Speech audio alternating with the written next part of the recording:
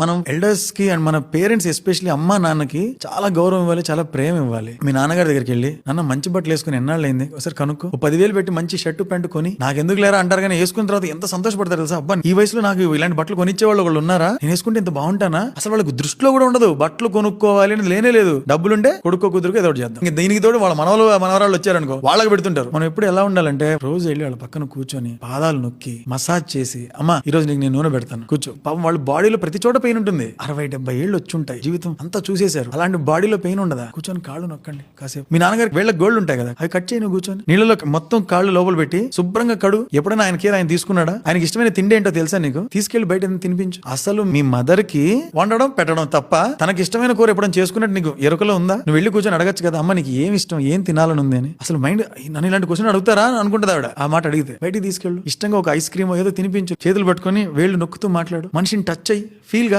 నువ్వు పెద్ద బిజీలే స్వామి, మాకు తెలుసు నువ్వు బిజీ అని, ఫోన్ ఇసిరి కొట్టి పక్కన వెళ్ళి కూర్చో కాసేపు. చెప్పే జాగ్రత్తగా విను, ఇప్పుడు కాకపోతే ఎప్పుడు దొరకదు. భాగ్యం అది పేరెంట్స్ దగ్గర కూర్చొని వాళ్ళకి సేవ చేయడం అనేది. అందరం పరిగెడుతున్నాం ఏదో పీకుతాం అని, ఆగు వెనక్రా, కొంచెం వాళ్ళతో మాట్లాడు, వాళ్ళకి ఏం కావాలో తెలుసుకో. It is high time that we give it back to them. ఓసారి మా మదర్ నాకు ఏదో రకరకాల వంటలను వండింది, ఎప్పుడు లేనిది. ఏంటమ్మా ఇన్ని వండేవి ఏంటమ్మా అంటే, ఈ రోజు మదర్స్ డే అంట కదరా అనింది. అంటే మదర్స్ డే అంటే నేను నీకు ఏదైనా ఇవ్వాలమ్మా అంటే, అవునా నాకెందుకు ఇలా అర్థమైంది అని. అది మరి ఎప్పుడెప్పుడు ఇవ్వాలా అనేటట్టే ఉంటారు వాళ్ళు. దాన్ని ఆపి మేమిస్తాం తీసుకోండి అని చెప్పాలి. మనం అర్జెంట్ గా మొదలెట్టాలి. మన సేవింగ్స్ కావచ్చు, మన థాట్స్ కావచ్చు, మన గోల్స్ కావచ్చు, అందులో పేరెంట్స్ ఇంక్లూడ్ చేయాలి. చేసి వాళ్ళకి మాక్సిమం మనం ఏం చేయగలం ఆలోచించి ప్రేమగా పక్క నుండి చెయ్యాలి. That is mandatory.